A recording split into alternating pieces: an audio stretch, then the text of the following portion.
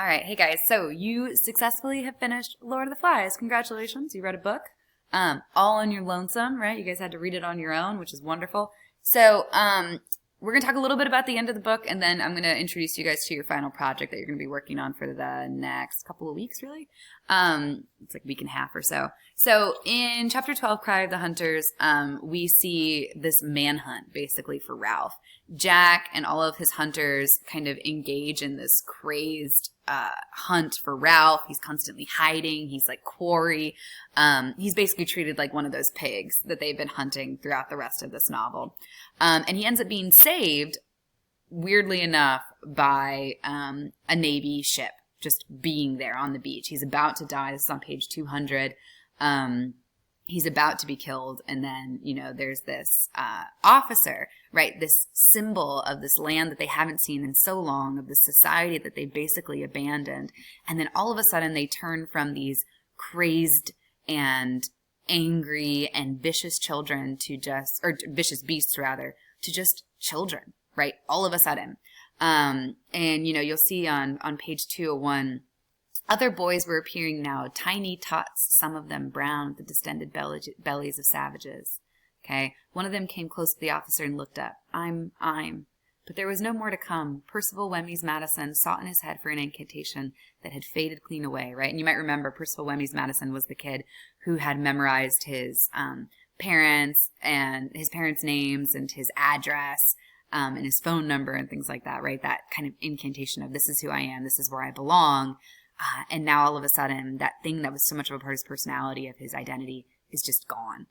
It doesn't exist anymore. And then you'll see at the bottom of 201, I should have thought, said the officer as he visualized the search before him, I should have thought that a pack of British boys, you're all British, aren't you, would have been able to put up a better show than that. I mean, it was like that at first, said Ralph, before things. He stopped. We were together then, the officer nodded helpfully. I know, jolly good show, like the Coral Island, which was an adventure novel that was really popular around the time that Golding was writing. So he basically took Coral Island. He even took the same names. Jack, Ralph, and Piggy are all characters on Coral Island. And it's basically about this group of British schoolboys who are shipwrecked on an island. They meet these island savages. They teach them about Christianity. They make everything better. And then they end up leaving better than they arrived.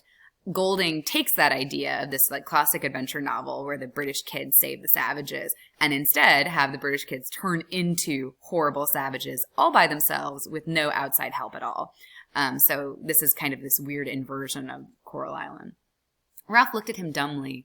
For a moment he had fleeting pictures of the strange glamour that had once invested the beaches, but the island was scorched up like dead wood. Simon was dead, and Jack had... The tears began to flow, and sobs shook him. He gave himself up to them now for the first time on the island, great shuddering spasms of grief that seemed to wrench his whole body. His voice rose under the black smoke before the burning wreckage of the island, and infected by that emotion, the other little boys began to shake and sob too. And in the middle of them, with filthy body, matted hair, and unwiped nose, Ralph wept for the end of innocence, the darkness of man's heart, and the fall through the air of the true, wise friend called Piggy. And that last sentence that I read there is basically this entire novel in a nutshell. And Golding's belief about humans. We're bad, we've always been bad, and if we're given the opportunity to be bad, we will do so. And that's what happened with these kids, right? When they didn't have society telling them, this is wrong, you shouldn't do these things, when they didn't have that outside voice, they pretty much as a whole reverted to this savageness, right? They're pushed there by Jack, a kid who seems to have his savagery bubbling just beneath the surface more than a lot of these other children. But all of them, most of them rather, I suppose Simon, Ralph, Piggy are ones that kind of held out from that, Sam and Eric.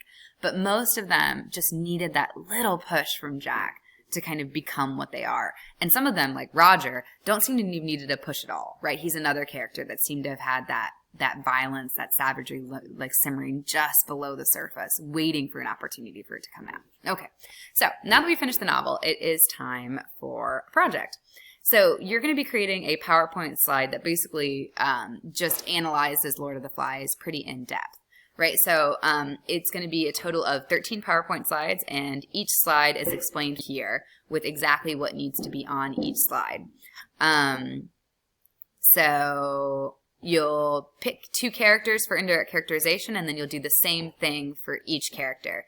You'll choose one event that you feel defines the type of person that he is at the beginning of the novel, describe the event, type a quotation, and choose a picture that represents the character at that point in the novel, and then you're going to choose one that shows what type of person he has become by the end. So this is about how the character changes. So it's not just about indirect characterization, it's also about dynamic characterization. How is this character changing from one point to the other? So this is a total of 4 slides.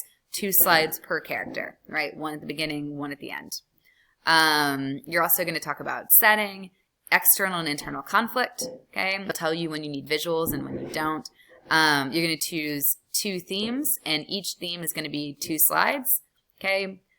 First theme, pull a quote, write the author's last name and page number like we've been taught, parentheses, Golding page number, and explain the significance of the quote to the theme's development. It needs to be at least 2 sentences. Make sure that that's how much explanation you have for your theme. And then you're going to pull a symbol that you think is related to that theme's development, and then again explain the symbolism. You're going to do that again with the second theme, and then you're going to choose 6 facts from World War II that might have influenced why Golding wrote the way that he did. Why, what about World War II would make Golding believe that innocence is easy to lose, or that men is pretty much inherently evil, and all that kind of thing. I've also posted on Google Classroom the no, that's not the one. The rubric. Is it?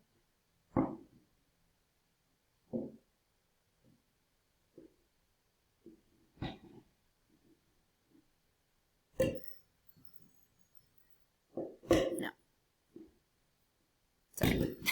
I've also posted the rubric for you that explains how your points break down. So for the title slide, it's a total of 5 points.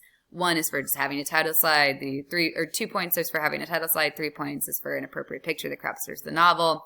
And then it breaks down exactly how you get all of these points. All right. So just make sure once you've finished your project, I would just go through this rubric, make sure that you've got everything that you need to so you can get your full points, and you can score well on this project. This project is going to be due on May 18th, and then we'll do the last 2 weeks. We'll be working with Macbeth. All right. If you guys have any questions, please reach out to me via email. This will be the last video for a while because you guys will be working on your projects. So I will see you in our next video in a week or 2. All right. Bye, guys.